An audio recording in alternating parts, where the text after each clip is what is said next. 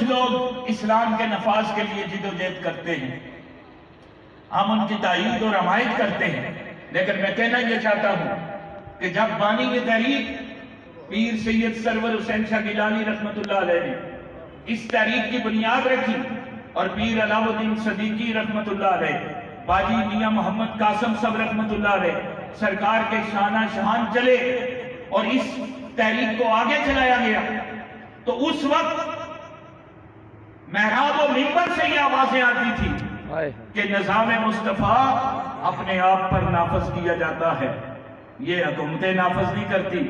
لیکن دوستو آج وہی بندے اس نظام کا ذکر کر کے میدان عمل میں نکلے ہیں۔ میں ان سے پوچھنا چاہتا ہوں مولانا اسے اپنے آپ پہ نافذ کیجئے، کہنے لگے نہیں شاہ جی آپ کو معلوم نہیں کہ حسین نے سر کٹا دیا تھا۔ میں نے کہا اسی لیے ہم یہ دعوت فکر دینا چاہتے ہیں، آپ تو آج اس میدان عمل میں آئے ہیں، لیکن میں ان قائدین کو خراج تحسین پیش کرتا ہوں کہ جنہوں نے امام علی مقام کے اس مشن کے لیے اپنا تن من دم قربان کر دیا اور قیامت تک اپنے چاہنے والوں کو مشن حسینی عطا کر دیا۔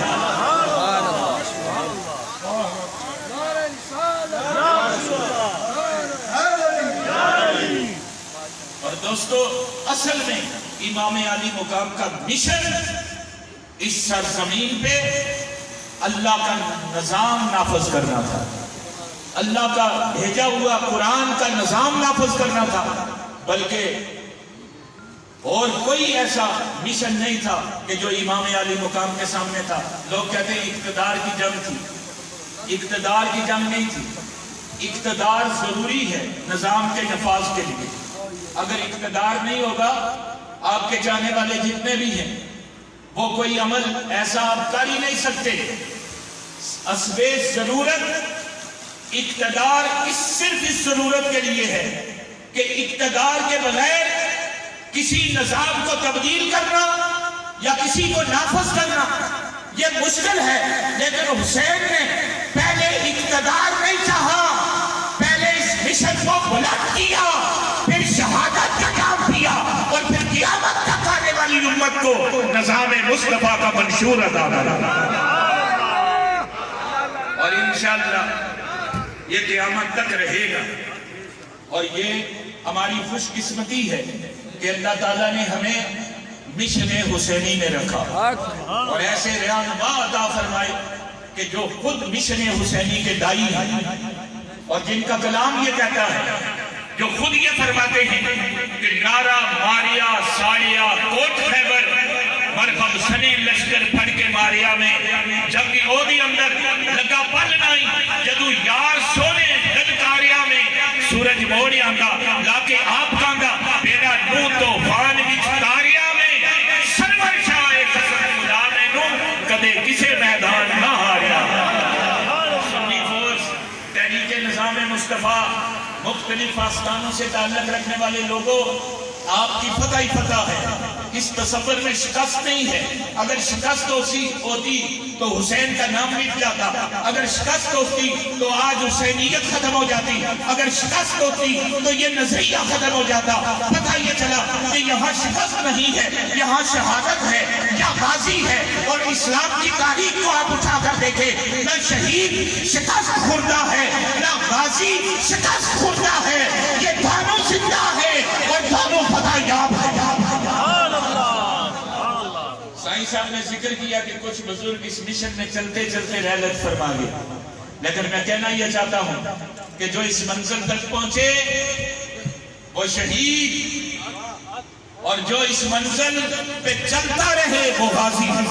نعرہ تکبیر، نعرہ رسالت، نعرہ حیدری، دربار عالیہ پناہ شریف۔ اسی لیے حکیم الملک نے لکھا تھا، دی ازانے کبھی یورپ کے کلیساؤں میں اور کبھی افریقہ کے تپتے ہوئے صحراؤں میں، ارے دست تو دست تھے، دریا بھی نہ چھوڑے ہم نے، بحر ظلمات میں دھڑا دیے گھوڑے ہم نے۔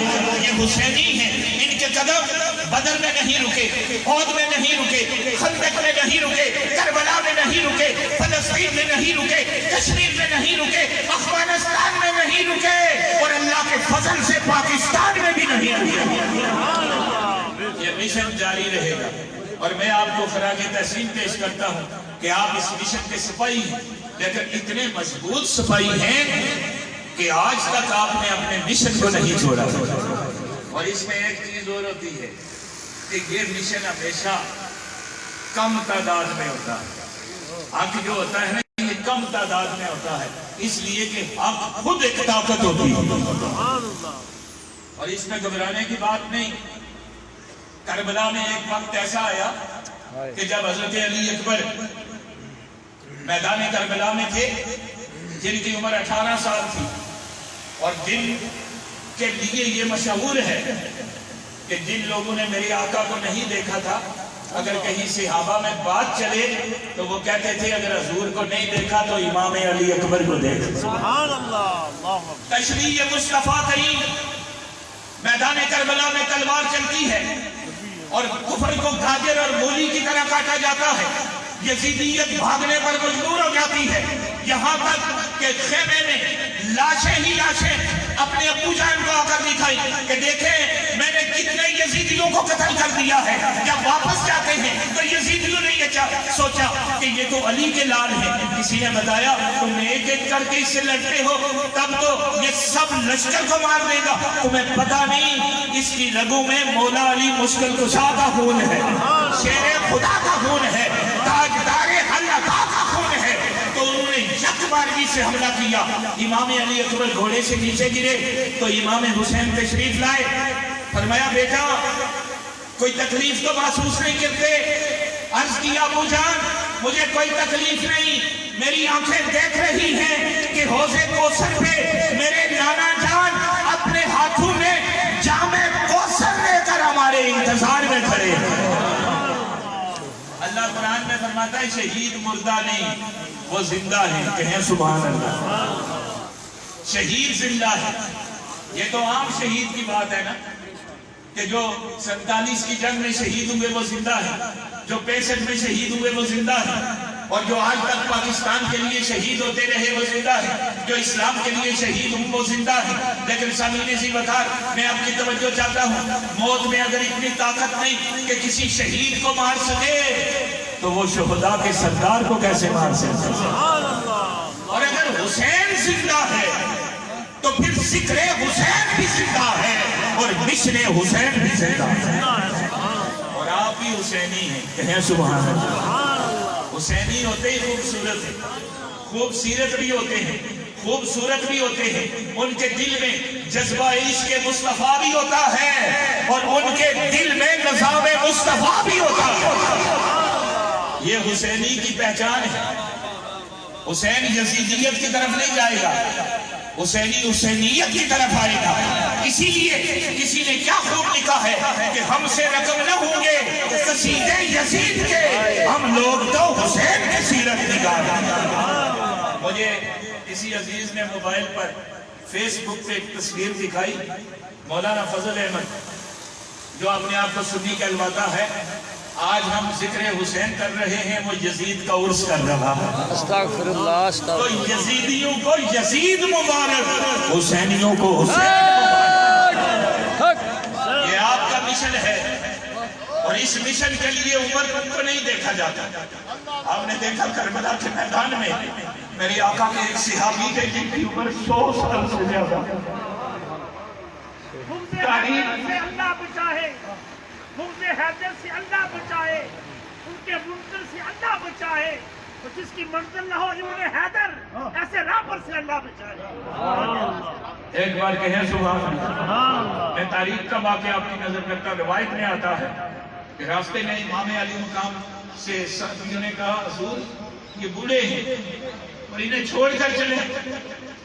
آپ نے فرمایا ٹھیک ہے، اگر وہ چل نہیں سکتے چونکہ دھرے حسین ہے، یہاں زبردستی نہیں۔ اور اسی لیے آپ نے دیکھا کہ تحریک کے جتنے جلسے ہو لوگوں کو زبردستی نہیں لایا جاتا، لوگ پیار سے تشریف لاتے ہیں۔ آپ نے فرمایا ٹھیک ہے انہیں چھوڑ دیں گے بزرگ۔ تو وہ بابا امام علی مقام کے قدموں پہ گر پڑا، اس نے کہا حضور مجھے کن اندھیروں کے سپرد کرتے جا رہے ہو اور خود نور مصطفیٰ کی کرن لے کر جاتے ہو، میں ان اندھیروں سے اس مقام شہادت کو عظیم سمجھتا ہوں. میں ساری دنیا کو امام حسین تیرے نام پہ قربان کرنا جانتا ہوں اور اپنی جان بھی قربان کرنا چاہتا ہوں. یہاں عمر کو نہیں دیکھا جاتا. اگر 6 مہینے کا ایک بچہ تھا تو 100 سال کا بوڑھا بھی تھا. اور اس کی حکمت کیا تھی کہ قیامت تک اپنے نانا کی امت کو یہ نقشہ دے رہے تھے کہ جب حق کی خاطر نکلنا پڑے تو عمریں نہیں دیکھی جاتی, جذبہ عشق مصطفیٰ دیکھے. نعرہ تکبیر, نعرہ رسالت, نعرہ حیدری. دربار عالیہ پناہ حسینی مشن کی سنیے. دعا کے لیے ہاتھ اٹھاتے وقت اجازت نہیں دیتا تفصیلات میں جانے کی. آخری بات سنیے, اور وہ بات کیا ہے؟ وہ بات یہ ہے کہ جب امام علی اصغر کو آپ نے ہاتھوں پہ اٹھایا اور اتمام حجت کے لیے یزیدیوں سے کہا کہ یہ تو جنگ ہے نا, جنگ کے کچھ اصول ہوتے ہیں. بچوں کو نہیں مارا جاتا, بوڑھوں کو نہیں مارا جاتا, اور کمزور لوگوں کو, عورتوں کو نہیں مارا جاتا, ان کی حفاظت کی جاتی. یہ بچہ ہے, یہ 6 مہینے کا ہے, یہ کون سی جنگ لڑے گا؟ اسے کچھ پانی چاہیے, دے دے. تو ہرملہ نے تیر مارا, امام علی اصغر کے حلق میں لگا, خون کا فوارہ نکلا. امام علی مقام کی شجاعت اور جرأت اور بہادری کو آج یہ جلسہ خراج تحسین بھی پیش کرتا ہے اور ہدیہ تبریک بھی پیش کرتا ہے کہ جس حسین نے قیامت تک آنے والی امت کو یہ جذبہ عطا فرمایا. آپ نے فرمایا جب حق کے لیے لڑا جاتا ہے پھر عمریں نہیں دیکھی جاتی. اگر 100 سال کے بزرگ ہوں وہ بھی جامع شہادت پہنچ کرتے ہیں, اور اگر 6 مہینے کا علی اصغر ہو وہ بھی جامع شہادت پہنچ کرتا ہے. آپ نے ایک بار راوی لکھتا ہے آسمان کی طرف دیکھا اور اللہ سے عرض کی, مولا یہ تو ایک علی اصغر ہے, اگر 1000 بھی ہوں تو تیرے نام پہ اس جذبے کا نام حسینیت ہے. اور ہم خوش نصیب ہیں کہ جو ان کی کشتی پہ سوار ہیں. ہم گناہگار سہی, ہم غریب سہی, مفلس سہی, مزدور سہی, کسان سہی, طالب علم سہی, ہمارا تعلق جس شعبے سے ہے, اور سیاست دان سے ہی. سیاست میں نہیں کئی لوگ اتنی عظیم ہمت والے ہوتے ہیں کہ جن کو اللہ نے اس جذبے سے آگاہی عطا فرمائی ہے. وہ لوگ میرے آقا کی حدیث کے مصداق ہیں. حضور نے فرمایا میری آل کشتی نوح کے مانند ہے. کہیں سبحان اللہ. آپ کو پتہ ہے حضرت نوح علیہ السلام کا طوفان آیا تو کشتی میں اللہ نے فرمایا جو تیرے ساتھ بیٹھیں گے میں انہیں طوفان سے بچا لوں گا. تو میرے آقا نے فرمایا میری آل بھی کشتی نوح کی مانند ہے. جو اس میں سوار ہو گیا وہ بچ گیا, اور جو سوار نہ ہو سکا وہ ہلاک ہو گیا. اور کشتی نوح میں سواری کی مثال حضور نے کیوں دی کہ جس کے دل میں 5 تن پاک کی محبت ہے. آج لوگ پوچھتے ہیں جی 5 تن پاک کون ہے, جس کی تفصیل آگے آپ سن چکے علماء کرام سے کہ میرے آقا نے کالے رنگ کی چادر اوڑھی جس پہ اونٹ کے کجاووں کے نشان بنے تھے اور کالا رنگ تھا. حضور تشریف لائے. حدیث پاک کو روایت کون کرتا ہے؟ ام المومنین حضرت عائشہ صدیقہ رضی اللہ عنہا.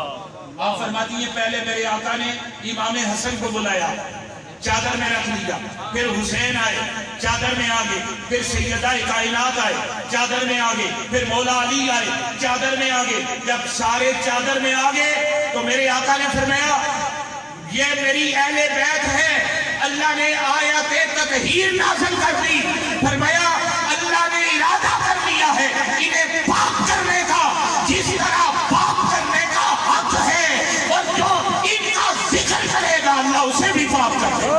اللہ حق حق. اور بڑے مفسرین نے لکھا اس پر, لیکن میں علامہ طاہر القادری صاحب اللہ انہیں صحت عطا فرمائے, انہوں نے لکھا کہ اس کالی چادر پر اونٹ کے کجاووں کے جو نشان تھے نا اور نیچے امام حسین تھے, یہ کربلا کے میدان کی ترجمانی ہو رہی سبحان اللہ. کہ یہی قافلہ کربلا میں جائے گا اور اپنا سب کچھ قربان کر کے اسلام کی شمع کو قیامت تک روشن کر.